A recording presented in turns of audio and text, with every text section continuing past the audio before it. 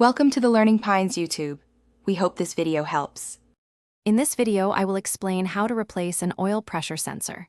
First, gather your tools, including a 27mm deep socket, a ratchet, and a torque wrench.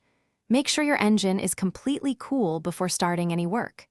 Next, disconnect the negative battery cable to prevent any electrical issues. Finally, locate the oil pressure sensor, which is usually found at the back of the engine, close to the firewall. This preparation ensures a safe and smooth replacement process. Now let's remove the old sensor. Begin by carefully disconnecting the electrical connector. It often has a small tab you need to press or slide. Once the connector is off, use your 27mm deep socket and ratchet to loosen the sensor. Turn it counterclockwise until it's completely free. Expect a small amount of oil to drip out as you remove it. This is normal. Have a rag ready to catch any spills. With the old sensor out, it's time for the new one. Apply a small amount of thread sealant to the threads of the new oil pressure sensor. This helps ensure a good seal and prevents leaks. Carefully hand tighten the new sensor into its port.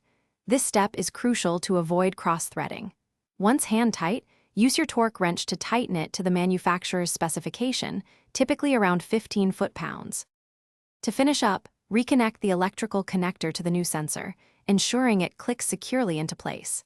Then, reattach the negative battery cable to your battery. Start your engine and let it run for a few minutes, carefully checking for any oil leaks around the newly installed sensor. If you see any drips, shut off the engine and recheck the sensor's tightness. Also, remember to check the description for a link to the Owala water bottle and other great deals. This ensures your vehicle is running smoothly and you stay refreshed. Thanks for watching. Consider subscribing if we helped you.